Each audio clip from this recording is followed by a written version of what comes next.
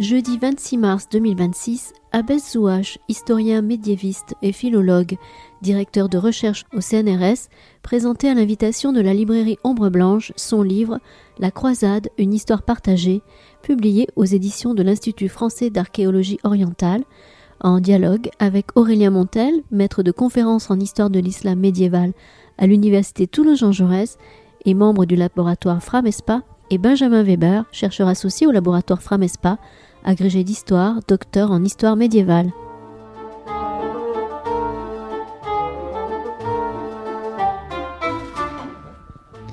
Bonjour à toutes et à tous, merci d'être venus aussi nombreux et nombreuses à cette rencontre avec Abbès Zouache qui nous fait le privilège, le plaisir de venir présenter son livre La Croisade, une histoire partagée, donc qui est paru aux éditions à l'IFAO, à l'Institut français d'archéologie orientale.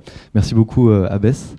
Je vais laisser les intervenants, nos animateurs, présenter plus longuement Abbès. Je voudrais dire un mot et les remercier également à Benjamin Weber et Aurélien Montel d'être présents ce soir. La modération devait être faite par Damien Caraz, qui est également historien médiéviste à l'Université Toulouse-Jean Jaurès, mais il est, on va dire, malade. Enfin, en tout cas, il ne peut pas faire la rencontre. Au pied levé, Aurélien et Benjamin ont accepté. Merci beaucoup de prendre la modération. Juste un petit mot pour dire que Benjamin est enseignant en histoire-géographie, historien médiéviste à l'Université Toulouse-Jean Jaurès, spécialiste des croisades. Et Aurélien Montel, on l'a vu il n'y a pas très longtemps dans notre... il n'y a pas très longtemps du tout, même. Il y a quoi ? C'était en début de... Oui. Donc, historien médiéviste, maître de conférence à l'Université de Toulouse-Jean Jaurès, spécialiste de l'histoire, disons, des Omeyyades, hein, comme on a pu le voir, de Cordoue, des Omeyyades de Cordoue. Merci beaucoup Aurélien. Et voilà, juste un petit mot pour vous dire également que la conversation durera à peu près 1 heure et qu'il y aura un temps d'échange à l'issue. Donc n'hésitez pas à poser vos questions, je passerai le micro dans la salle. Donc voilà, je vous laisse la parole et merci beaucoup. Bonsoir à toutes, bonsoir à tous. C'est vraiment un très grand plaisir de voir encore une fois l'affluence qui se retrouve à Ombre Blanche pour parler d'histoire médiévale. En tant que médiéviste, ça me fait toujours très, très, très chaud au cœur. Bon. Encore plus ce soir où j'ai le grand plaisir de présenter un ouvrage et un collègue que je connais depuis quand même maintenant pas mal d'années, qui est donc Abbès Zouache, qui est actuellement directeur de recherche au CNRS et qui est un grand spécialiste, peut-être le grand spécialiste de la guerre dans le Proche-Orient médiéval. C'était le sujet de la thèse qu'il a soutenue à Lyon 2 en 2005, c'est ça, ouais, sous la direction de Thierry Bianchi, qui a été publié en 2008 sous le titre Armée et combat en Syrie, analyse comparée des chroniques médiévales latines et arabes, publié donc à l'Institut français du Proche-Orient en 2008. Et depuis, c'est un thème, la guerre au sens large, qu'il a continué à approcher, à labourer dans divers travaux. Il a également dirigé un certain nombre d'institutions de recherche françaises à l'étranger. Il dirigeait en particulier le Centre français de recherche en péninsule arabique à Koweït City entre 2017 et 2021. À la suite de quoi il a pris la direction des études de l'Institut français d'archéologie orientale, le grand IFAO, qui a son siège au Caire. Et donc, dès ton premier ouvrage, tu avais manifesté la volonté d'analyser de manière comparée les sources latines, les sources arabes, pour écrire une histoire à parts égales, comme on le dit souvent, nous les historiens, sur ce sujet si délicat et si chaud du point de vue de l'historiographie et de l'actualité que peut-être la guerre dans le Proche-Orient médiéval, sachant que quand on parle de guerre au Proche-Orient, on parle surtout de ce qu'on appelle les croisades, même si tu préfères que l'on parle de croisades au singulier. Donc l'ouvrage que nous avons le plaisir de présenter aujourd'hui est à l'origine le mémoire inédit que tu as présenté pour recevoir l'habilitation à diriger des recherches, qu'il a obtenu en 2024, et que tu as rapidement publié ensuite. Donc, la première question peut-être que je voudrais te poser pour un peu initier cet échange, ça serait celle des objectifs. Qu'est-ce qui t'a amené à écrire cet ouvrage-là, de cette manière-là? Qu'as-tu souhaité faire avec ce livre, en fait, en termes d'objectifs et de contenu scientifique? Bien, merci beaucoup pour tes questions. Bonsoir à tous. C'est un grand plaisir pour moi d'être à Toulouse. J'arrive du Caire, le seul havre de paix du Proche-Orient, comme vous le savez désormais. Et donc, dans les différents travaux que j'ai menés, comme Aurélien vient de le rappeler, j'ai eu le souci, j'ai été formé à l'université à Lyon 2, donc, et j'ai un double cursus d'historien. À l'origine, je suis plutôt un historien classique, latiniste, et donc un médiéviste un peu, oui, qui travaillait sur des sources latines et qui avait un intérêt marqué pour les sociétés de l'Orient et en particulier pour leurs sources. Donc j'avais commencé à apprendre la langue arabe médiévale, la langue arabe donc d'abord contemporaine au collège et au lycée, et ensuite j'ai repris un cursus, ou en tout cas j'ai complété un cursus d'arabe donc à Lyon 2, donc d'où ce double cursus d'historien, mais aussi d'arabisant, et je me suis prêté au jeu et essentiellement consacré aux sources arabes des thèmes que j'étudie. Lors de la rédaction de ma thèse, j'avais été assez surpris en fait du fait que la bibliographie sur la Syrie médiévale, au sens large, la Syrie donc médiévale, il faut l'entendre, la Syrie dans les frontières actuelles, la Jordanie, mais aussi le Liban, Israël, la Palestine et la bande frontalière syro-turque. J'avais été assez surpris de constater que la bibliographie était immense, d'autant dès qu'on travaillait un petit peu de près ou de loin sur l'objet croisade, et de me rendre compte que finalement la façon de l'écrire dominante en Europe et aux États-Unis, eh bien, on s'appuyait essentiellement sur des sources latines ou alors sur quelques sources arabes en traduction, et très peu sur les historiens arabes contemporains, mais aussi les historiens turcs, en tout cas ceux qui écrivaient ailleurs que finalement dans nos sociétés. Or, pour toucher à la vérité d'un phénomène, c'est l'objectif majeur d'un historien et d'une historienne, c'est finalement toucher au plus près de la vérité, reconstituer avec le moins de finalement d'erreurs possibles la vie des hommes et des femmes du passé, pour toucher au plus près à l'histoire de ce phénomène. Il me semblait, si vous voulez, nécessaire, salutaire, mais aussi finalement de bonne aloi et logique de prendre en compte l'ensemble des regards qui étaient portés sur la croisade. C'est pourquoi je me suis mis, j'ai travaillé donc sur des sources arabes aussi, et que progressivement je me suis intéressé à la façon dont les historiens qui vivent au Proche-Orient, qui travaillent au Proche-Orient aujourd'hui, dans l'ensemble du Proche-Orient, voire au-delà dans l'ensemble du Moyen-Orient, eh bien, quelle était la vision qu'ils proposaient de ce phénomène. Et cet ouvrage sur la croisade, sur laquelle je vais revenir, le concept, ou en tout cas le mot même de croisade, cet ouvrage, si vous voulez, l'objectif premier, c'est de réconcilier des regards, non pas forcément pour les juxtaposer, mais pour leur donner la même importance, de manière, en fait, en les confrontant, à proposer une vision nuancée, moins caricaturale d'un objet, l'objet croisade, qui est un objet, pour une large part, d'histoire presque sensible, parce que nous touchons à des questions, et là, ce qui nous permet d'avancer sur le sens de la croisade, nous touchons à des questions qui ne sont pas forcément, qui ne concernent pas forcément les sociétés du passé, du lointain Moyen-Âge, mais aussi de notre actualité, puisque je me suis aussi rendu compte que la croisade est un des éléments qui est régulièrement instrumentalisé avec une vision souvent caricaturale du phénomène qui est proposée en particulier au grand public. Ce qui me permet de revenir sur une des questions que tu as abordées, et c'est comment est-ce que moi-même j'envisage la croisade. C'est mon objectif aussi, le deuxième objectif, donc réconcilier les regards, premier objectif. Deuxième objectif, c'est de montrer que la croisade est un événement singulier, particulier, qui est circonscrit dans le temps, d'abord, puisqu'il y a 8 expéditions officielles, en tout cas aujourd'hui considérées comme officielles de croisade entre l'appel de Clermont qui appelle à la croisade en 1095 et 1291, la fin du dernier État latin installé en Orient, créé en Orient, né de la croisade. Donc il y a ces expéditions de croisade qui sont lancées à l'initiative de la papauté et qui vont fédérer toute une série d'hommes de guerre et de pouvoir pour aller en Orient sur les traces du Christ et avec l'intention première de libérer les lieux saints, en particulier de rendre finalement Jérusalem aux chrétiens.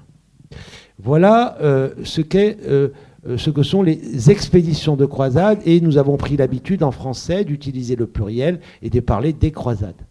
Mais la croisade ne se limite pas finalement à ce moment particulier, ces 2 siècles qui voient se multiplier les expéditions, en sachant que la première expédition de croisade, la première croisade qui est la matrice, donne lieu non seulement à la conquête de Jérusalem, mais aussi à la création de plusieurs États latins, donc comté d'Édesse, principauté d'Antioche, comté de Tripoli et royaume de Jérusalem, à la création de ces États latins qui vont perdurer pendant 2 siècles.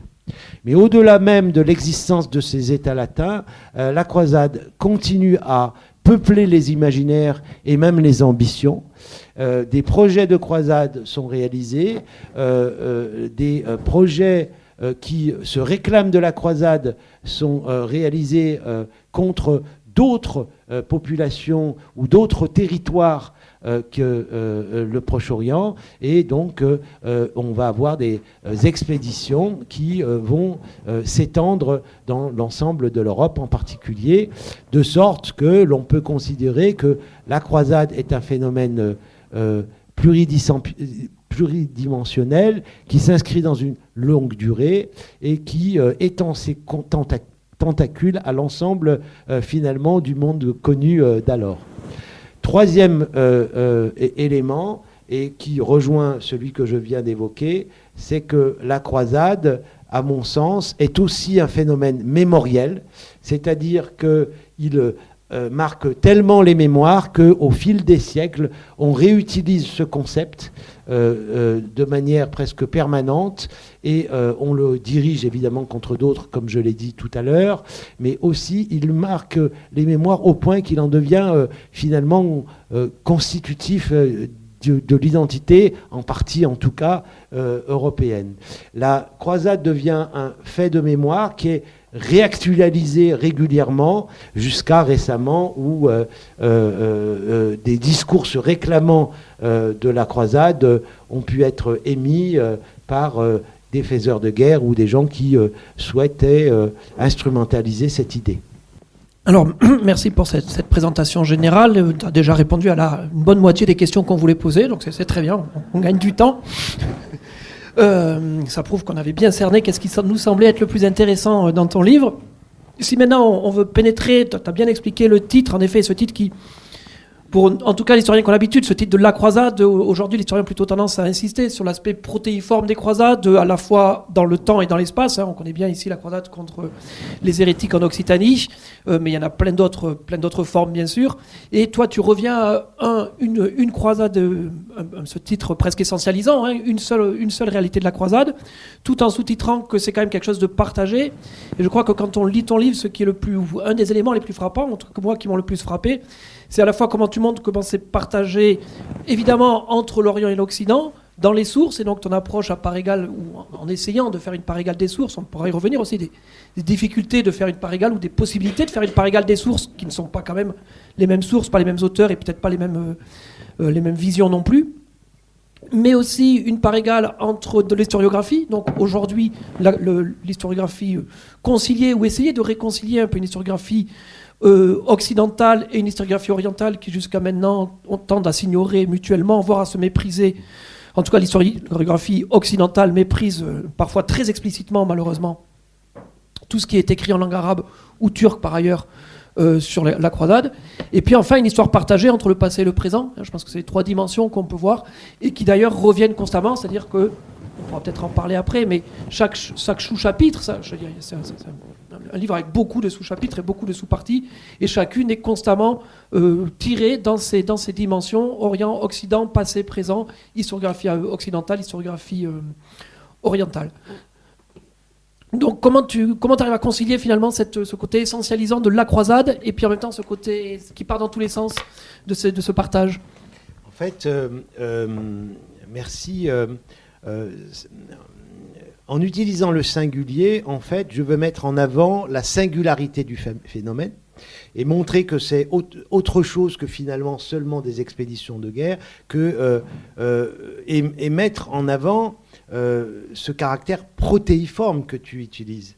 Que la croisade se suffit en elle-même, qu'elle a différents visages, qu'elle étend ses tentacules, comme je l'ai dit tout à l'heure, sur différents territoires, qu'elle a des dimensions politiques, idéologiques, militaires, religieuses évidemment, idéologiques, donc économiques, et que en utilisant le singulier, c'est rappeler finalement cette caractéristique, ce caractère protéiforme.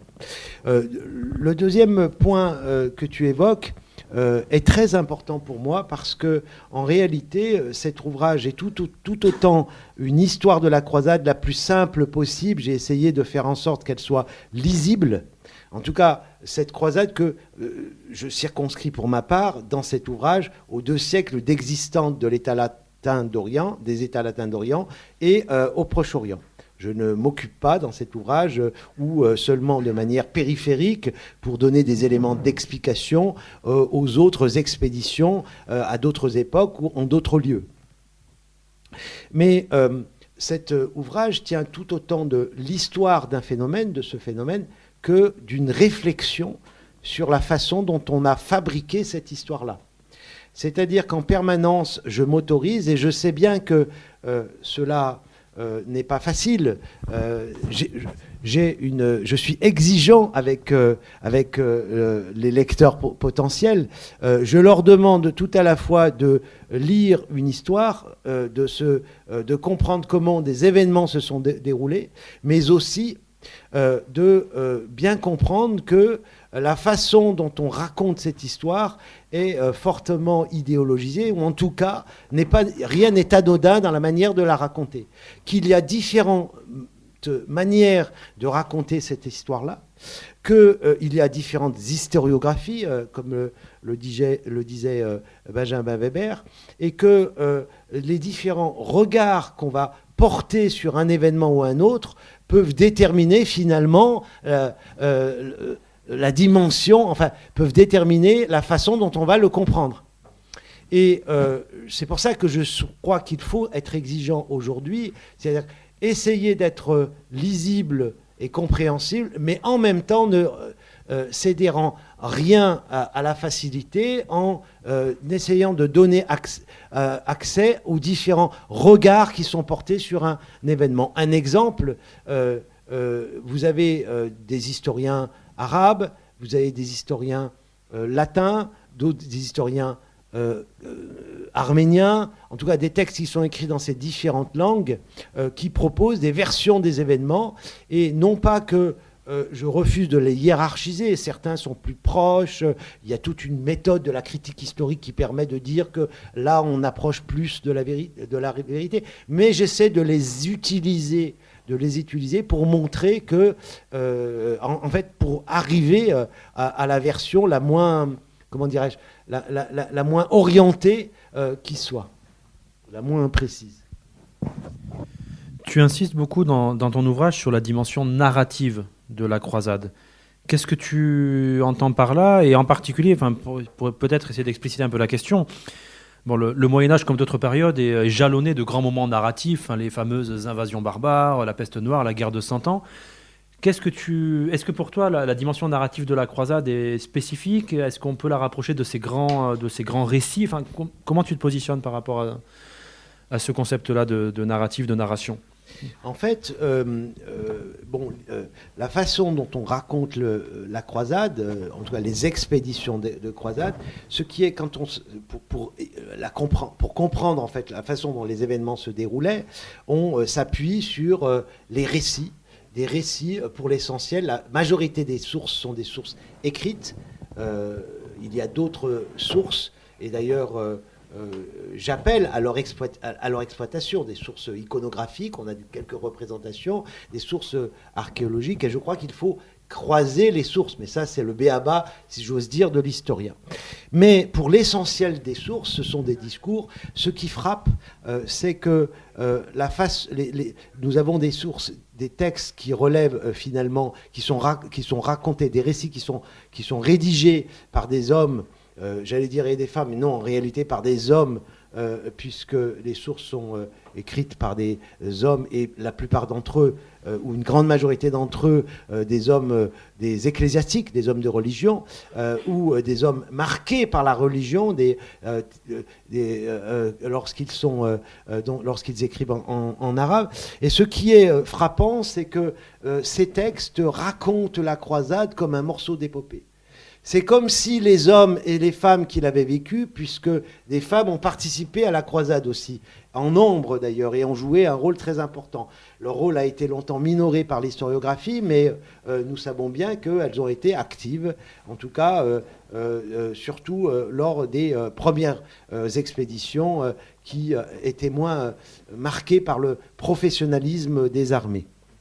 Et ce dont j'avais été frappé, donc j'y reviens, c'est que nous avons l'impression de lire des morceaux d'épopée, comme si les hommes qui racontaient cette histoire-là avaient voulu immédiatement ancrer cette histoire-là, ces récits, dans finalement l'épopée, dans des grands récits, comme expression que tu utilises, des grands récits destinés à marquer les mémoires.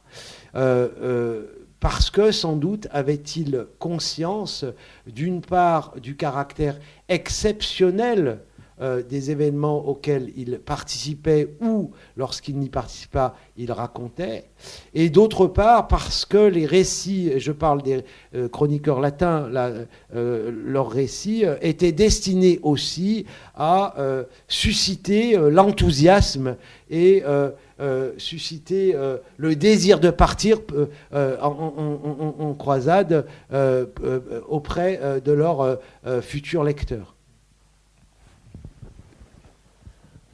Alors si on essaye peut-être de rentrer dans le livre un peu pour donner aussi envie aux personnes qui sont là de le lire, je pense que c'est le but de cette présentation, enfin j'imagine. Déjà il faut peut-être prévenir que ce n'est pas quand même un récit de la croisade. Quand bien même justement la croisade est un récit en elle-même, enfin, elle a été vécue par les contemporains comme un récit, présentée comme un récit. Tu essayes justement de déconstruire ce récit. Il y a une toute petite partie où tu reviens très rapidement après une grosse introduction sur le déroulé, mais ça fait quelques pages. Et c'est beaucoup plus une volonté d'analyser différents aspects de la croisade, peut-être même de proposer une histoire totale de la croisade en voyant justement les côtés religieux bien évidemment, mais aussi les côtés militaires, les côtés dont tu es plus étroitement spécialiste au moins au départ, les côtés politiques, les côtés sociaux, tu viens d'évoquer le rôle des femmes, etc., etc. Et à chaque fois, bien sûr, on l'a dit, on le redit, en croisant les sources et les historiographies. Et justement, sur ces historiographies, là encore, on a parlé d'historiographie séparée. Peut-être qu'il faut être un peu plus concret pour les gens qui sont ici, qui les maîtrisent moins bien que nous, et revenir un petit peu sur les grandes tendances de ces historiographies, à la fois qu'on va qualifier d'européennes, américaines, d'occidentales si on veut, et d'arabes. Et puis tout de suite après, il faudra bien sûr nuancer, parce que évidemment que c'est pas si simple, qu'il y a des nuances dans chacune d'entre elles, et puis qu'il y a aussi des ponts. Ou en tout cas, j'espère qu'il y en a. Et est-ce qu'il y en a de plus en plus, ou est-ce qu'au contraire, on voit cette continuité, peut-être même un fossé qui s'accroît entre les deux? Merci beaucoup pour ta question, puisque effectivement, au début de l'ouvrage, j'ai deux chapitres, enfin deux petits chapitres qui portent sur les repères chronologiques, des repères spatiaux, pour donner, pour rendre plus simple l'entrée dans le cœur de l'ouvrage, qui est celui d'une réflexion qui est sur la fabrique finalement de l'histoire de la croisade. Cette fabrique-là, nous avons la chance de pouvoir nous appuyer sur des historiographies, et en particulier, on peut simplifier en parlant d'une historiographie occidentale, donc essentiellement européenne, états-unienne ensuite, et d'une certaine manière israélienne, et d'une historiographie arabe qui est très importante depuis la Seconde Guerre mondiale. Alors la première précède et a donné lieu à un nombre plus important d'ouvrages, parce qu'elle est tout simplement très prolifique, et en particulier à partir du XIXe siècle, au moment de la colonisation. La croisade a suscité un très fort enthousiasme en Europe, et une historiographie très dynamique, en particulier en France, en Angleterre aussi, mais je crois que l'historiographie française était la plus dynamique, a donné lieu à de très grands ouvrages, et a créé finalement cette historiographie française qui a perduré tout au long du XXe siècle, avant de s'étioler un petit peu. Nous en parlions tout à l'heure avec un collègue, depuis finalement une vingtaine d'années, où en France nous formons moins d'historiens de la croisade qu'auparavant. Cette historiographie occidentale, qu'il ne faut pas voir comme un tout. Évidemment, il y a des tendances, et en particulier des tendances nationales. Chacune des historiographies a eu tendance à mettre en avant finalement les historiens, enfin les peuples, ou en tout cas leur propre peuple. Les Français, pour mettre en avant, les historiens français ont eu tendance à mettre en avant les Français, et à faire de la croisade un phénomène avant tout français. La même tendance existe en Belgique, ailleurs, en Allemagne, etc. Grosso modo, ce qui a longtemps dominé dans cette historiographie, c'est l'idée suivant laquelle finalement c'était lié à la colonisation. Évidemment, la croisade participait de la mission civilisatrice de la France, de l'Europe, etc. Évidemment, d'autres tendances ont survenu et se sont imposées. On a pris de la distance après la Seconde Guerre mondiale avec cette façon d'appréhender ou de présenter l'histoire de la croisade. Il y a des tendances plus marxisantes qui ont été mises en avant, qui insistaient sur la dimension économique, voire aussi prédatrice des expéditions de croisade, etc. Cette historiographie n'est pas, ou très peu, entrée en dialogue avec l'historiographie arabe, majoritairement d'abord égyptienne, puisqu'il y a une très importante école historique égyptienne, avec de grands historiens qui se sont intéressés à la croisade, syrienne aussi, et dans cette historiographie proche-orientale, on insistait très largement sur finalement de grandes figures qui avaient permis de résister aux croisés, en particulier Saladin, et de manière assez perlée, mais presque très souvent présente, on retrouve l'idée d'une vision de la croisade appréhendée comme finalement des expéditions impérialistes et prédatrices qui n'étaient pas nées d'ailleurs en Orient, mais qui ont été récupérées finalement en Europe, là aussi. Mais voilà, c'est l'idée qui était dominante. Tout cela, Benjamin a eu raison de le dire, nécessiterait nuance, explication, relativisme, puisque à l'université, ici comme ailleurs, en Europe, en France en particulier, comme en Égypte ou dans d'autres pays, on essaie d'être le plus distancié possible vis-à-vis des visions unilatérales ou idéologisées d'un phénomène aussi chargé d'histoire et de mémoire.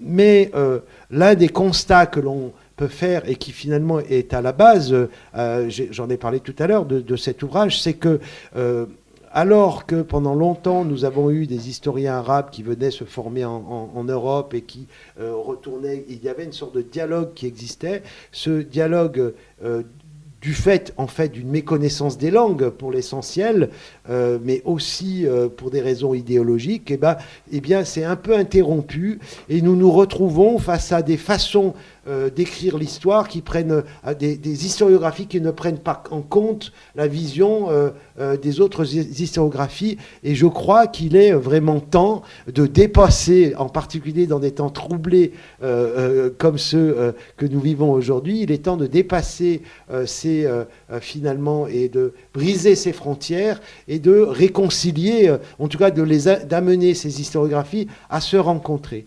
Je suis assez positif et je pense que nos générations aujourd'hui, c'est peut-être un des aspects positifs de cette mondialisation du savoir qui peut être déploré sur certains points. C'est un des aspects positifs, c'est que les communications sont plus importantes et l'organisation de rencontres est possible, est plus possible. Et puis, il faudra bien en arriver à des écritures à plusieurs mains, en fait. Et c'est ce type d'écriture qui me semble finalement à privilégier. Merci beaucoup. Tu évoquais tout à l'heure, Benjamin aussi, il avait évoqué que l'un des dialogues que tu mets en scène dans ton livre, c'est le dialogue entre le Moyen-Âge et le temps présent. Ça peut sembler déroutant, je pense, à la lecture d'un livre sur les croisades, de voir des références au XXe siècle, au XXIe siècle, mais en même temps, il y a quelque chose d'un peu intriguant, d'un peu exaltant, de voir que, et tu le dis ainsi, la croisade est aussi un fait d'une très grande importance mémorielle. Est-ce que tu pourrais nous expliquer pourquoi et comment ça se traduit, en particulier pour l'historien, cette dimension, cette épaisseur mémorielle de la croisade ? Alors tout simplement, d'abord parce que en temps de tension, et Dieu sait que l'histoire de l'humanité est faite aussi de moments de tension, de guerre, d'affrontements, etc. Eh bien, j'avais remarqué il y a très longtemps, et cela est confirmé, eh bien, on fait appel à la croisade, à l'imagerie de la croisade, qui entre dans la légende, et c'est comme finalement, ce sont des référents. On fait référence très facilement à la croisade, même quand on vit finalement des événements du présent. En fait, c'est comme si le passé, ou alors des blessures mal refermées, étaient réouvertes de manière régulière, finalement, en fonction de l'actualité. Et régulièrement au fil des siècles, en particulier lorsque il y a des oppositions, des guerres, des tensions idéologiques, colonisation, décolonisation, volonté de la part des uns et des autres d'instrumentaliser le passé. Nous l'avons vu aussi lorsque des islamistes, de manière très régulière à la fin du XXe siècle, et au début du XXe siècle, des radicaux qui instrumentalisent ce passé, faisaient référence à la croisade. C'est aussi le cas aujourd'hui des faiseurs de guerre qui ont le vent en poupe dans le monde actuel. Eh bien, ils font référence très rapidement, ils utilisent la croisade. C'est pour ça que je crois qu'il est évident, c'est une évidence. La croisade est un fait mémoriel. Est-ce que tu pourrais peut-être revenir sur la chronologie de cette mémoire ? Est-ce que cette mémoire est figée très tôt ? Est-ce que ça se stratifie ? Comment ça se construit ? Est-ce que en quoi la mémoire qu'on en a aujourd'hui diffère de celle qu'on en avait au 19e, voire à l'époque moderne ? Enfin, comment ça s'est stratifié cette mémoire de la croisade ? Et avant que tu répondes, j'ajoute une deuxième question dans la même veine que je voulais poser aussi. Sur cette croisade, je pense qu'un apport important de ton livre, c'est de montrer justement que, contrairement à ce qu'on dit souvent, cette mémoire de la croisade, elle existe aussi dans le monde arabe. On a très, très souvent dit que le monde arabe avait finalement pas beaucoup d'intérêt pour la croisade jusqu'à une période très récente, et presque ça serait les islamistes d'Al-Qaïda qui l'auraient fait renaître. Ce que tu montres, c'est que ce n'est pas vrai du tout, et que le monde arabe, que cette mémoire existe aussi. Et donc, quels sont les points communs justement entre ces deux mémoires ? Peut-être les passerelles entre les deux qui s'influencent réciproquement, ou pas du tout peut-être ? Oui, merci beaucoup pour ces deux questions. Alors, la première est difficile. Parce que, mes questions sont toujours difficiles. J'aborde cette question-là de manière perlée dans l'ouvrage, mais c'est un champ encore à explorer. Alors, évidemment que les mémoires de la croisade sont évolutives et sont ancrées dans leur actualité. De manière un peu générale, j'oppose tout ce qui relève la glorification de la croisade. Et cette glorification, on la retrouve très tôt dès le Moyen-Âge, on la retrouve aussi à la fin du Moyen-Âge, au début de l'époque moderne, on la retrouve très largement au XIXe siècle, et je parle de mémoire glorificatrice de la croisade. Il y a au contraire une mémoire contemptrice qui critique la croisade, qui se diffuse aussi, et très tôt d'ailleurs dès le XIIe siècle, on a des voix qui s'élèvent, qui s'interrogent sur la pertinence de ces expéditions, et on retrouve tout au fil de l'histoire, pour des raisons qui sont souvent, qui doivent être étudiées, replacées dans leur contexte, c'est-à-dire donc une volonté de faire de la croisade quelque chose de très négatif. Par exemple, nombre d'auteurs pendant les Lumières attaquent les expéditions de croisade, considèrent que c'est parce qu'ils sont aussi anticléricaux et ils font de la croisade un instrument du catholicisme qu'ils voient comme et de la papauté comme une religion négative, en tout cas avec une volonté de dominer, etc., etc. Ces mémoires sont évolutives et doivent être systématiquement replacées dans leur contexte. Ce qui me permet de rebondir sur la deuxième question, sur celle de la présence et de l'existence de l'importance qu'a représenté la croisade assez tôt dans le monde arabe. Effectivement, j'avais été frappé qu'un très grand historien qui s'appelle Claude Cahen, qui est un grand historien de la Méditerranée, en particulier la Méditerranée orientale, qui avait fait rédiger une thèse sur la Syrie du Nord à l'époque des croisades, qui est toujours une référence.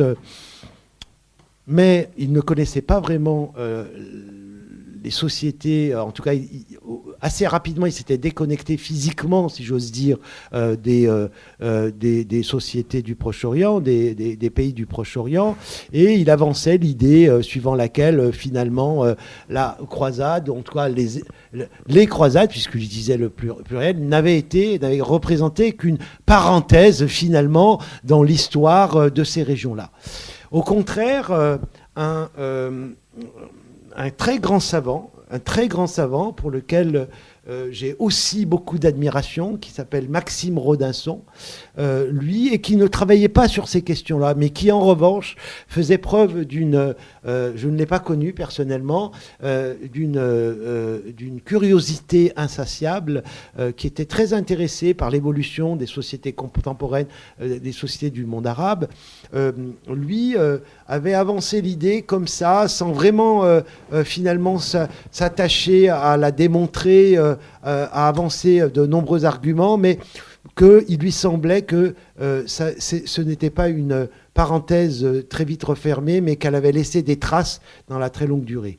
Voilà comment, déjà, à la fin de ma thèse, j'allais dire jeune étudiant, puis jeune chercheur, et moins jeune chercheur ensuite, j'ai essayé de m'intéresser justement aux traces qu'avait laissées dans les mémoires la croisade en Orient.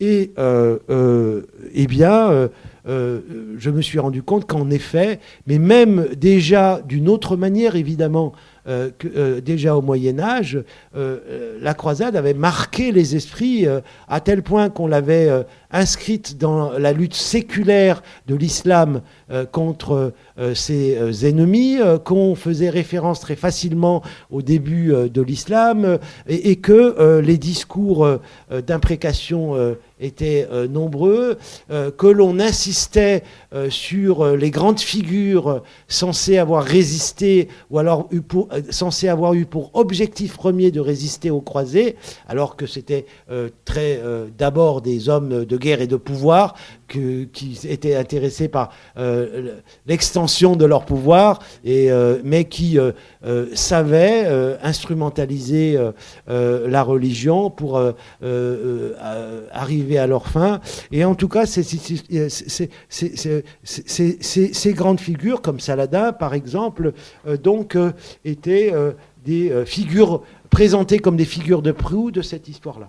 Donc oui, je me suis aperçu, en tout cas c'est ce que j'explique, que la croisade avait marqué profondément l'histoire de l'Orient et que ce n'était pas un hasard si, là aussi, en Orient, en tout cas au Proche-Orient, lorsque des moments de terreur et de difficulté, et en particulier des guerres, survenaient, eh bien, on avait aussi recours à l'imagerie, aux références liées à la croisade. Alors du coup, si on reprend plus concrètement ton livre, sa forme, donc on l'a dit, il y a une succession après une grande introduction qui en elle-même pourrait presque faire l'objet d'un livre, tellement elle apporte justement des conceptions nouvelles et des idées sur comment concevoir la croisade. 2 très courts chapitres de repères, hein, c'est comme ça que tu les appelles, chronologiques et géographiques. Et puis ensuite, on a une série de chapitres qui tous adressent un par un différentes facettes de la croisade. Alors chacun mériterait qu'on en discute pendant 1 heure, parce que on apprend plein de choses dans tous ces chapitres, y compris quand on est un peu spécialiste, ou qu'on prétend être un petit peu spécialiste de la question, en tout cas de bien la connaître, enfin, d'avoir lu beaucoup de livres dessus, disons.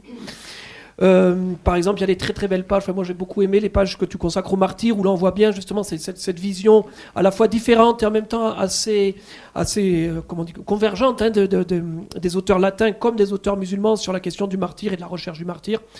Mais j'aurais voulu peut-être t'interroger plus sur un autre chapitre, celui sur l'aspect militaire, d'abord parce que c'est sa spécialité, et aussi parce que c'est paradoxalement à la fois un domaine dans lequel depuis très longtemps les apports, les mélanges de l'Orient et de l'Occident ont été reconnus. On connaît tous le cas du trébuchet qui aurait été inventé suite à une conjonction d'apports orientaux et occidentaux. C'est aussi un domaine dans lequel l'archéologie, enfin le dialogue entre l'archéologie et l'histoire des textes est beaucoup plus prégnant et beaucoup plus ancien. Et pourtant, c'est un domaine qui n'échappe pas tellement non plus à la pesanteur de la mémoire et donc à la vision spécifique de chaque historien. Oui, c'est très juste, parce que c'est vrai que la dimension militaire de la croisade est, j'ai envie de dire, première.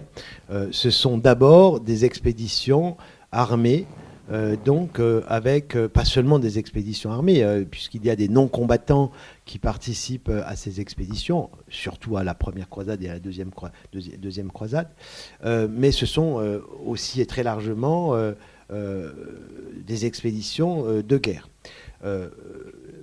Ce que j'essaye de montrer, c'est que malgré les imprécations, malgré les sources, ce que disent les auteurs dont j'ai parlé tout à l'heure, ceux qui racontent ces événements, qui mettent en avant beaucoup de violence, qui mettent en avant finalement la haine de l'ennemi, malgré cette dimension assez marquée des récits, en fait, on se rend compte, surtout si on compare les combats qui sont décrits dans ces textes, qu'ils ne diffèrent guère finalement des récits qui racontent d'autres combats contre d'autres ennemis et parfois contre des co-religionnaires.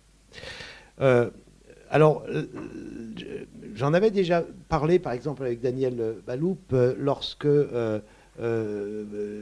nous avions travaillé ensemble et on avait comparé un petit peu la manière dont les choses se passaient dans la péninsule ibérique, dans les luttes entre les musulmans et les chrétiens. Donc, pour ma part, ce que je constate, c'est que la croisade, ou les guerres de croisade, sont des guerres particulières, évidemment, avec une forte implication, enfin une dimension religieuse, mais pas seulement, mais qu'elles ne diffèrent pas vraiment en nature des autres guerres de cette époque, et que lorsque l'on combat des co-religionnaires, on est tout aussi violent, tout aussi... les buts de guerre ne diffèrent pas énormément. Ce sont les discours qui peuvent différer, et c'est ce que j'essaye de montrer. En particulier, les violences qui sont décrites dans quelques sources qui relèveraient de ce qu'on peut appeler des violences extrêmes. La prise de Jérusalem en 1099 donne lieu finalement à des récits qui font état de violences très importantes.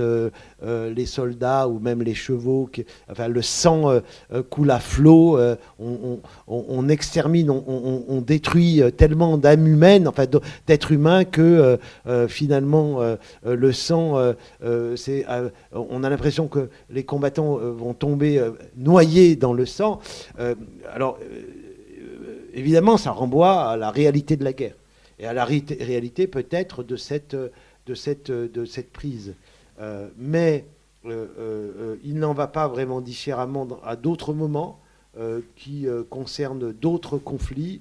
Les Mongols seront décrits finalement aussi comme les guerriers les plus atroces et monstrueux que l'Orient ait jamais connus.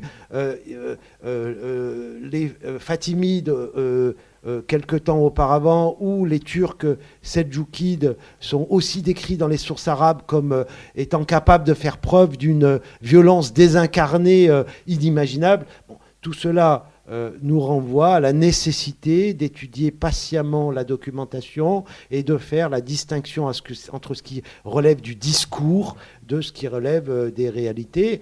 Et cette guerre-là, là aussi, il est important de le souligner, occupe une place première, mais est un outil de conquête, mais tout autant que la diplomatie, et d'ailleurs plus d'une centaine de traités sont réalisés, sont signés ou d'alliances pendant les croisades entre des musulmans et des chrétiens, sans que cela ne pose vraiment un problème.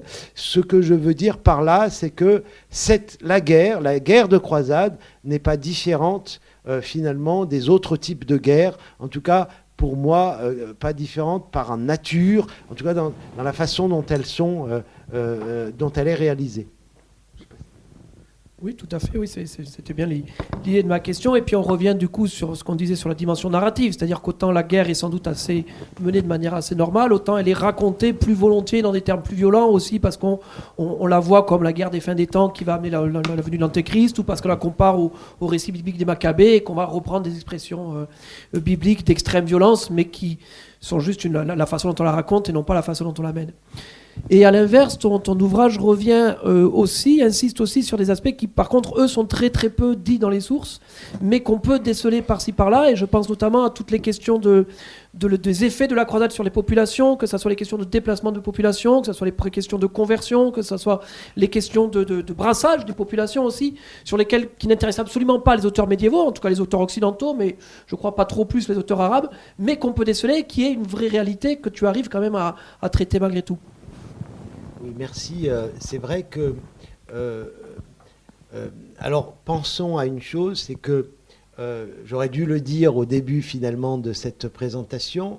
Lorsque la première croisade a lieu, les premiers croisés arrivent sur des territoires, donc la Syrie dont j'ai parlé tout à l'heure, l'ensemble du territoire syrien, en Terre Sainte, qui sont majoritairement peuplés de chrétiens. Donc l'idée la plus commune, c'est qu'ils arrivent en terre musulmane, en tout cas strictement musulmane, et qu'il y a une opposition tranchée entre des communautés musulmans d'un côté, chrétiens de l'autre. En réalité, ce n'est pas le cas. Donc la majorité de la population du Proche-Orient, c'est peut-être encore plus marqué en Égypte qu'en Syrie, mais on a beaucoup d'incertitudes. Mais en Égypte comme en Syrie, la majorité des populations sont chrétiennes. Ce sera beaucoup plus tard que les musulmans deviennent majoritaires. Les pouvoirs, en revanche, se réclament de l'islam. Ceux qui détiennent le pouvoir sont musulmans. Mais ça change beaucoup la donne. C'est-à-dire que les croisés, quand ils arrivent, ils trouvent aussi des gens qui ont des repères qui sont... en tout cas, ils ne sont pas totalement en terrain inconnu. Et même s'ils sont en terrain inconnu, très rapidement, ils s'adaptent aux sociétés dans lesquelles ils s'installent. Et c'est peut-être l'une des leçons, en réalité, de ces expéditions de croisade de ces 2 siècles, c'est la rapidité d'adaptation des uns aux autres, des autres aux uns. C'est-à-dire que, sans vouloir reprendre oui, la conception d'une historiographie en particulier française à un temps qui mettait en avant une société forcément mêlée. En réalité, les interactions de tout type entre les croisés, leurs descendants et les populations locales, qu'elles soient chrétiennes ou musulmanes, ont été très, très, très, très nombreuses. Et il suffit de se pencher sur la documentation historique ou archéologique aujourd'hui pour se rendre compte que cette dimension est importante dans la croisade, mais je ne vois pas comment il aurait pu en être autrement en réalité. C'est une question, à mon avis, simplement de bon sens. Merci. Enfin, pour terminer, je voudrais te poser une question qui ouvre un peu quelques perspectives, parce qu'on a beaucoup évoqué de ce qui s'est passé dans l'historiographie, de ce que tu as apporté, mais peut-être tracer quelques chemins que nos collègues du présent et du futur pourront explorer. Je pense que la croisade a beaucoup, comme d'autres sujets, a beaucoup souffert du fait que beaucoup de nos collègues ont jugé que le corpus documentaire était clos et qu'on avait fait le tour de tout ce qu'il fallait lire. Et d'une part, tu as montré que, notamment du côté arabe, il y a des textes qui demeuraient à explorer, et pour certains, des textes qui demeuraient à lire, voire à publier, c'est-à-dire qu'il y a des textes qui sont toujours inédits. Et puis d'autre part, est-ce que tu pourrais nous expliquer dans quelle mesure, notamment la prise en compte des données archéologiques, peut nous aider à renouveler notre image de la croisade? Parce qu'on a tu as beaucoup évoqué le fait que les historiographies se regardent un peu en chien de faïence, mais il faudrait peut-être ajouter, je pense, et tu le fais d'ailleurs dans ton livre, c'est pour ça que je te tends cette magnifique perche, que les disciplines aussi évoluent parfois de manière un peu cloisonnée. C'est-à-dire que les historiens français ne disent pas la même chose que les historiens anglais, mais au sein de l'historiographie française, les historiens et les archéologues n'ont pas toujours de point de rencontre. Donc est-ce que l'archéologie, et si oui, dans quelle mesure, peut contribuer à ce grand renouvellement que tu appelles et que nous souhaitons tous en matière d'historiographie de la croisade? Oui, résolument oui. Vraiment, résolument oui. Alors, aujourd'hui, on ne peut plus écrire l'histoire seul déjà. Il faut être en dialogue permanent avec sa documentation, avec ses collègues, issus de différentes cultures, différentes sociétés, différents pays, qui sont capables de lire des langues que l'on ne maîtrise pas. Nous-mêmes, nous travaillons sur de nombreuses langues. Ce n'est pas facile, du passé, médiéval, et il y en a d'autres. Nous avons des textes, comme je l'ai dit tout à l'heure, en arménien, médiéval, en syriaque, évidemment en arabe, en latin, toutes les langues vernaculaires, en grec, etc. Donc, évidemment, c'est pour moi un des chemins qu'il faut suivre, c'est le dialogue des individus via des institutions, et le travail en commun. Il est nécessaire, indispensable, salutaire pour proposer des histoires solides et qui progressent, d'entrer dans une telle démarche. Cela n'est pas nouveau en réalité. D'autres avant nous, puisqu'il ne faut pas croire qu'on invente toujours l'eau chaude en réalité, hein. D'autres bien avant nous avaient montré que c'était important. Il y a, un projet avait été créé et qui a donné lieu à la publication d'un ouvrage d'une histoire des croisades en 6 volumes, la Wisconsin History of the Crusades, qui donne lieu qui a donné lieu. Le projet est né, à mon souvenir, le premier volume est publié dans les années 50, je crois que c'est 55, bon, réédité ensuite en 69 sur un autre mode, mais en tout cas, des historiens, en particulier américains, mais il y a une communauté internationale d'historiens, avait donc élaboré ce projet, et sans doute est-il temps de revenir à ce projet, qui d'ailleurs avait inclus des historiens égyptiens, pour preuve qu'il y avait quand même des relations peut-être plus importantes que celles d'aujourd'hui. Deuxièmement, l'archéologie évidemment, et en particulier l'archéologie de la vie quotidienne, si j'ose dire, parce que l'archéologie s'est focalisée sur l'étude des châteaux. On en a parlé tout à l'heure pendant la journée d'études à laquelle nous avons participé à l'université de Toulouse. L'archéologie de la croisade est ancienne, mais elle a centré l'analyse sur la fortification, les châteaux, ce qui est très bien, mais il faut développer sans doute une archéologie qui s'intéresse plus à la vie quotidienne, à la vie des individus, une archéologie funéraire aussi. Il y a des projets qui sont en cours en Israël, et c'est vers ce chemin-là, je crois qu'il faut aller, parce que le croisement des sources est indispensable pour faire progresser la connaissance. Évidemment, ce dont je parle, le chemin qu'il faut suivre est aussi lié à la possibilité de réaliser des travaux et de l'archéologie. Et pour l'heure, j'espère que nous espérons tous que cela sera possible très vite. Pour l'heure, les conditions géopolitiques en Orient ne sont pas très favorables au développement de tels projets, mais soyons positifs, ça va revenir très vite, j'espère.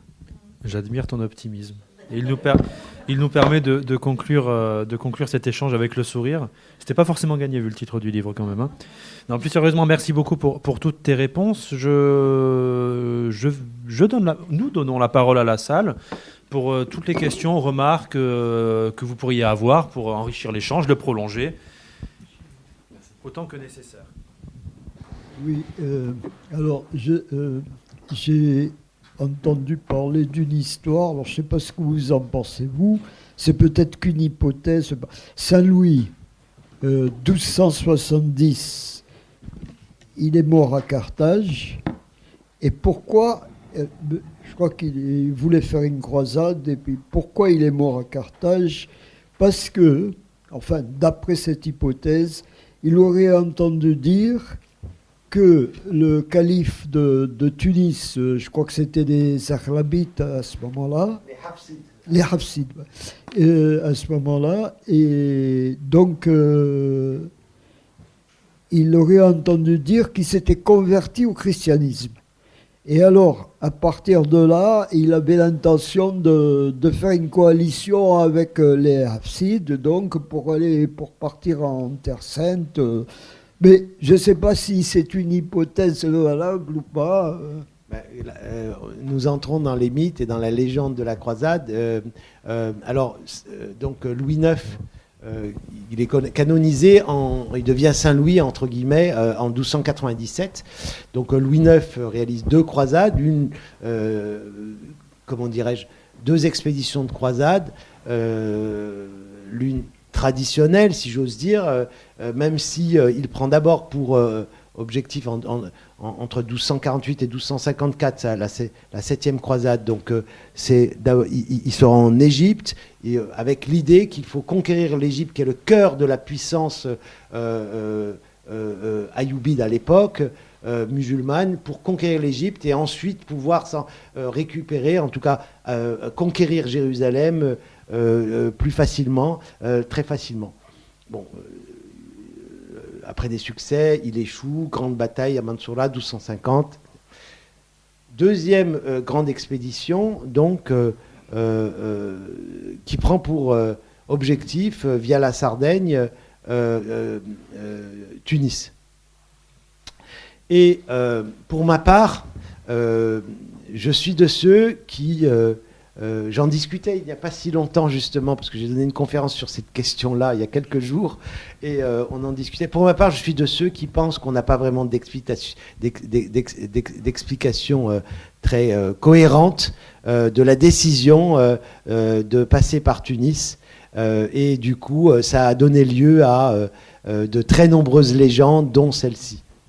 Ce que l'on sait, ce qui est intéressant pour moi, pour cette croisade, cette expédition, c'est non seulement pas seulement la mort du roi de France, mais aussi qu'elle a donné lieu ensuite à la signature d'un traité, d'une trêve, qui est très peu connu, qui a été étudié, dont seulement une version arabe est conservée et qui a été publiée et étudiée par notre collègue Mohamed Ouerfeli, qui enseigne à l'université d'Aix-en-Provence, dans la revue que je dirige, Les Annales islamologiques, qui est basée au Caire. Est-ce qu'il y a d'autres questions? Oui. Bonsoir, merci pour vos interventions à tous les trois. Est-ce que dans l'historiographie dont vous avez parlé, la vision de croisade suivant les sources et les zones géographiques, est-ce qu'il y a une différence dans la partie latine et byzantine? Parce que les croisés latins n'ont pas laissé que des bons souvenirs à Constantinople. Donc est-ce que ça se ressent dans la vision de la croisade par les Byzantins eux-mêmes? Oui, il n'y a pas la même vision. Les croisés, la source principale pour la première croisade en grec, en grec byzantin, c'est l'Alexiade d'Anne Comnène, qui est la fille de l'empereur, bon, qu'elle l'ait écrit ou pas, mais en tout cas, la vision est négative, en fait, qui perdure. Et oui, effectivement, il y a une très grande différence, puisque la croisade naît, peut-être aurais-je dû, ou aurions-nous dû le préciser, elle naît en Europe. Et c'est une affaire d'abord européenne, qui ensuite devient une affaire internationale et orientale, et qui s'étend. Et les Byzantins n'ont pas cette culture. Voilà, ce n'est pas leur affaire. Ils essaient, en réalité, à de multiples reprises, ils aident les croisés dans une certaine manière, ils essayent de récupérer d'une certaine manière, en tout cas les premiers croisés, ils essayent d'utiliser la force que représentent les croisés, mais la croisade naît, si j'ose dire, chez nous. Alors, une dimension importante, une des causes d'explication du discours du pape en 1095, c'est le fait que l'empereur byzantin, Byzance ayant été affaibli par les invasions turques seltoukides dont je parlais tout à l'heure, bien avait adressé un appel à l'aide en Europe, au pape. Votre question est intéressante parce qu'elle permet aussi, enfin je rebondis, c'était pas moi qui t'ai posé la question, mais avec un peu de recul, ça permet aussi quand même de battre en brèche la représentation un peu essentialiste des croisades, où on explique que c'est un christianisme, islam, front contre front. Et en fait, on se rend compte que l'union n'existe dans aucun des camps. Enfin, tu parlais tout à l'heure de traités passés par les princes croisés avec des souverains musulmans. Et de l'autre côté, il y a des tensions très vives entre les chrétiens latins et les chrétiens grecs. Enfin, le schisme est passé par là. Et la 4e croisade, vous le savez, aura pour objectif un terrain bien différent que celui du Proche-Orient. Donc c'est aussi en revenant à ce genre de documentation et en mettant au jour des regards très différenciés qu'on peut tordre le cou à ces représentations qui perdurent, même si les historiens n'y adhèrent plus, que la croisade, c'est un bloc contre un bloc, un peu comme à la guerre froide, 2 grands blocs et un rideau de fer au milieu où on se tape dessus.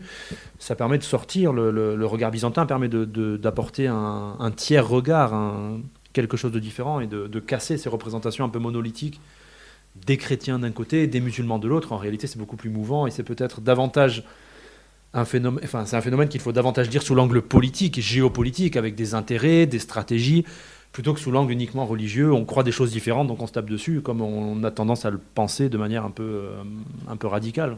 Pour rebondir sur ce que tu dis, 2 éléments. Alors, il ne faut pas ignorer ou délaisser la dimension religieuse. Donc, en particulier pour les premiers croisés qui partent, pour certains, non pas pour faire la guerre, mais sur les traces du Christ, tout simplement. Et ça, c'est très important.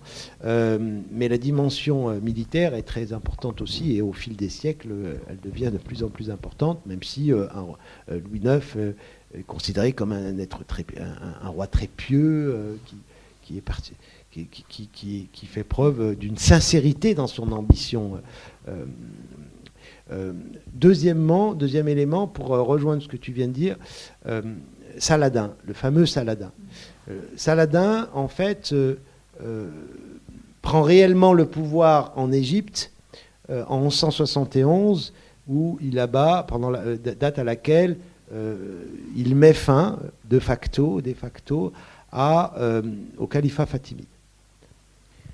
il est resté dans les mémoires, et en tout cas c'est la vision qui en est proposée la plupart du temps, comme le contempteur des croisés, celui qui a fait de la lutte contre l'ennemi en religion sa priorité absolue.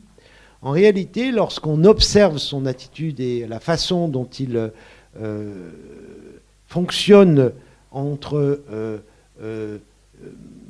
pendant les premières années et les longues premières années de son règne, après 1171 jusqu'à 1179 au moins, sa cible première, ce sont d'autres États musulmans. Sa cible première, ce n'est pas le royaume de Jérusalem, c'est étendre et consolider son pouvoir et s'imposer aux autres musulmans, prendre Damas, être maître d'Alep, aller jusqu'en Djéziré, donc le nord de l'Irak actuel. C'est sa priorité d'abord. En parallèle, il combat aussi régulièrement ou parfois les États latins d'Orient. Mais ce n'est pas sa priorité, en tout cas ça n'apparaît pas dans ses campagnes.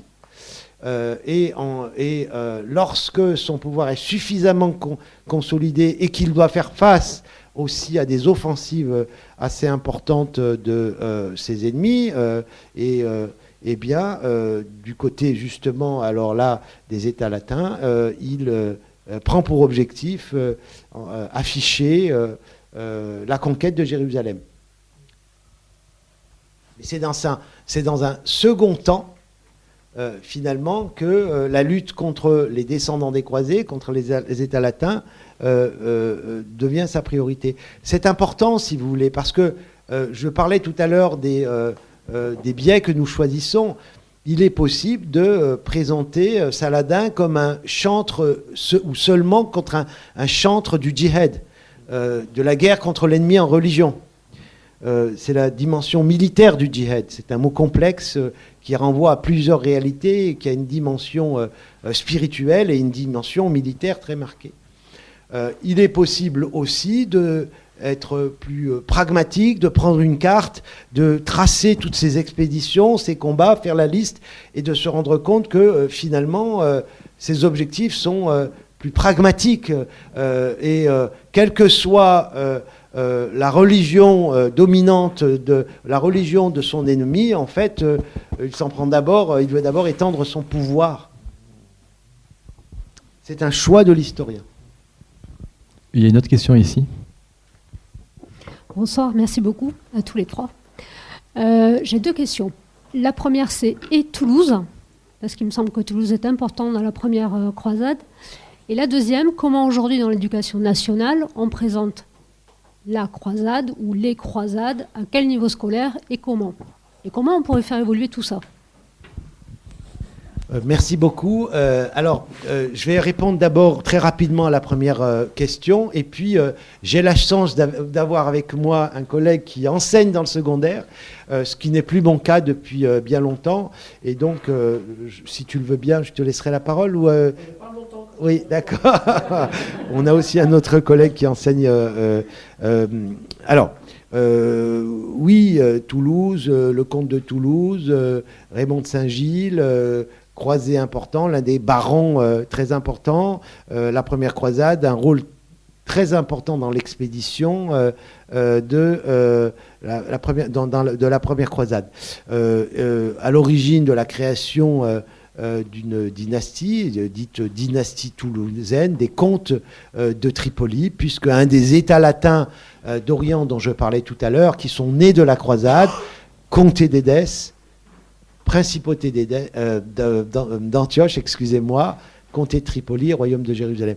Donc, très grande importance. Pour ce qui est de la croisade telle qu'elle est enseignée dans le secondaire, est-ce qu'il faut la faire évoluer? Moi, j'ai enseigné dans le secondaire, j'y ai passé du temps avec un plaisir immense, parce que c'est dans le secondaire, à mon avis, qu'on apprend réellement son métier. Moi, à mon époque, lorsque j'y enseignais, je n'y enseigne plus depuis très longtemps, la croisade était enseignée en 5e et avec un certain recul c'est-à-dire qu'on mettait l'accent essentiellement sur les conflits, mais aussi les échanges générés par la croisade. Ce qui, moi, personnellement, je trouvais cela plutôt positif. Alors, pour aujourd'hui, Benjamin, est-ce que les choses ont beaucoup changé? On le traitait un petit peu en seconde aussi. En seconde, c'était un thème qui était traité. Mais tout cela pour dire que ce n'était pas un thème ignoré. Alors, qu'en est-il aujourd'hui? C'est toujours le cas plus ou moins, parce que l'éducation nationale évolue très très peu vite. Mais ce n'est pas forcément une critique, hein, c'est un constat. Donc globalement, oui, en effet, on continue à traiter l'histoire, on va dire, de la confrontation méditerranéenne, des confrontations méditerranéennes, parce que c'est un peu large quand même dans les programmes en 5e et en seconde. En effet, d'abord sous l'angle des contacts quand même. Hein, l'idée, c'est de montrer la Méditerranée terre de contact entre plusieurs aires culturelles, plusieurs religions, avec un côté presque un peu irénique parfois. C'est intéressant quand on suit de très près les programmes quand même de s'apercevoir que j'ai l'impression, peut-être Florian, tu connais mieux ces questions-là que moi, que la croisade stricto sensu fait un petit retour depuis quelques années. Elle avait presque disparu quasiment depuis les années 80, voire 70. Hein, on est pour vraiment une vision beaucoup plus sur les contacts. Là, on revient un petit peu officiellement dans les programmes à réévoquer, par exemple, la figure de Saint-Bernard, qui, on peut pas dire, enfin, il était pour le contact, mais quand même pour une vision du contact un peu brutale, quoi. C'était quand même un peu un fou de Dieu, et dans son point de vue, bien sûr, catholique. C'est évident quand même que globalement, ce qui domine, c'est une vision très, très, très positive de la période. C'est l'idée de faire comprendre aux élèves qu'on n'est pas dans une période de confrontation absolue, qu'on est dans une période aussi, et peut-être même d'abord, de contacts et d'échanges commerciaux, culturels, etc. Alors, ce qui a sans doute des visées civiques tout à fait louables, hein, je ne dis pas, c'est quand même mieux d'apprendre aux élèves qu'à une époque on arrivait à s'entendre et que c'est pas la guerre tout le temps, enfin moi ça me paraît mieux. Donc, après, c'est aussi révélateur d'une certaine historiographie française. Tu évoquais tout à l'heure le fait que, en fait, depuis Jean Flory, quasiment, il n'y a plus vraiment d'historiens spécialistes des croisades qui se fassent remarquer dans l'historiographie française. Hein. Il y a eu Michel Ballard, mais qui était spécialiste du commerce au départ, qui après a évolué vers les croisades sur la fin de sa vie, mais c'était pas... Et globalement, la France a de plus en plus tendance à considérer que les croisades, c'est pas trop son affaire, et que nous, on est des historiens du contact, on est des historiens de la rencontre, on est des historiens de l'interculturalité, etc. Encore une fois, c'est tout à fait vrai, c'est tout à fait louable, c'est tout à fait intéressant, mais c'est aussi le résultat d'une actualité politique, et en particulier, je pense qu'on peut relier ça très nettement, par exemple en 2003, dire nous on ne va pas en Irak parce qu'on ne va pas faire la guerre, et clairement, de la même façon qu'on ne va pas faire la guerre en Irak en 2003, on ne va pas étudier les aspects militaires de la croisade.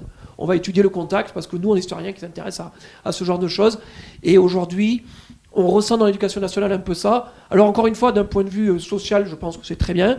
D'un point de vue historique, comme tout, c'est un choix, et tu l'as très bien dit, à un moment ou à un autre, de toute façon, enseigner, c'est faire des choix. Et à devoir faire un choix, je préfère qu'on insiste sur les contacts plutôt qu'on insiste sur les conflits. Mais il faut aussi avoir conscience que tout ça, c'est une construction, une mémoire, une vision des choses qu'on utilise et qu'on transmet. En sachant que la guerre est aussi, évidemment, un contact, un moment de contact et d'échange terrible, peut-être violent, mais pas seulement. Question justement juste technique à propos de la guerre. Dans les croisades, c'est essentiellement une guerre de siège, de prise de ville, plutôt que d'affrontements sur des champs de bataille en face à face des armées. Oui, alors la guerre médiévale, ce sont d'abord effectivement des sièges. Les batailles d'envergure, les batailles qui impliquent un nombre important d'hommes sont soit rares, soit on essaie de les éviter au mieux, parce que perdre une telle bataille, c'est risquer de perdre le pouvoir, de perdre le contrôle d'un territoire et se mettre en danger, Donc la guerre est très largement une guerre de siège. Après, en Orient, au Proche-Orient, d'une certaine manière, ça sert de terre d'expérience, d'expérimentation, déjà, si j'ose dire. Nous avons un nombre important de batailles d'envergure qui sont réalisées. Et c'est, du coup, de très grandes batailles impliquant plusieurs milliers de combattants, ce qui est important dans des sociétés, dans des pays dont la population, grosso modo, c'est moins de 2 millions d'habitants. C'est sans doute 1,5 million, 1,7 million en Égypte, jusqu'à 2 millions pendant cette période, et moins dans la Grande Syrie que j'évoquais tout à l'heure. Donc il y a de très importantes batailles qui opposent les croisés à leurs ennemis, mais aussi lorsque nous ne sommes pas dans un moment d'expédition de croisade, des armées des États latins d'Orient à leurs ennemis. C'est vraiment un champ d'expérimentation impressionnant et qui permet d'ailleurs, je crois, moi, une accélération de l'évolution de l'armement. Mais souvent, les périodes de guerre intense joue ce rôle. Est-ce qu'il y a une autre question? Non? Moi j'avais une petite remarque sur le trait contemporain peut-être et sur l'usage que Donald Trump fait régulièrement du terme croisade. Je voulais savoir si vous aviez une opinion, une analyse peut-être de l'héritage médiéval dans la société américaine.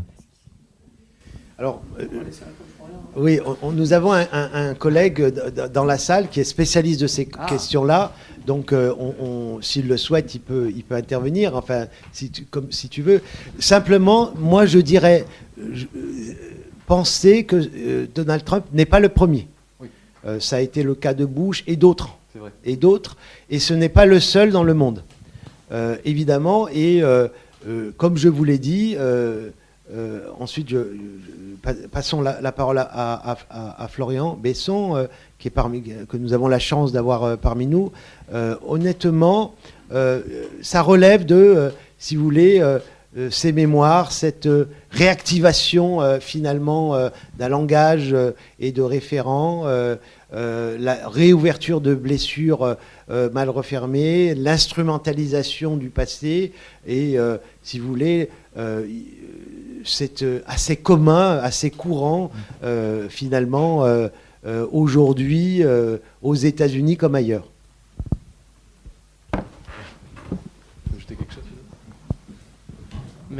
Merci Abbès de me donner la parole, c'est gentil. Bonsoir. Oui, bien sûr, tu as raison de rappeler le temps long, etc. Après, dans le temps plus court, pour situer Trump, depuis une quinzaine d'années, en fait, il y a une appropriation de l'imagerie de la croisade par des droites réactionnaires, à la fois en Europe et aux États-Unis, qui s'approprient les symboles, les termes, les mots de la croisade et autour de Trump. Alors Trump lui-même utilise assez peu l'imagerie de la croisade, mais son secrétaire à la défense, Pete Hegseth, lui, il a des tatouages avec des symboles croisés, avec des slogans croisés, et il fait régulièrement des selfies sur lesquels on voit ces symboles croisés, etc. Donc en fait, voilà, le titre de son autobiographie, ça s'appelle Crusader, au cas où on n'ait pas compris, pour que ce soit le moins subtil possible. Donc par ailleurs, dans ce temps long, comme toujours, il y a le temps long des marées, puis le temps court des vagues et des tempêtes à certains moments. Et là, on est dans un contexte où les droites réactionnaires états-uniennes s'approprient le symbole et le legs de la croisade. Non, eh bien, je crois qu'on va rendre l'antenne. Merci beaucoup, Abbès Zouache.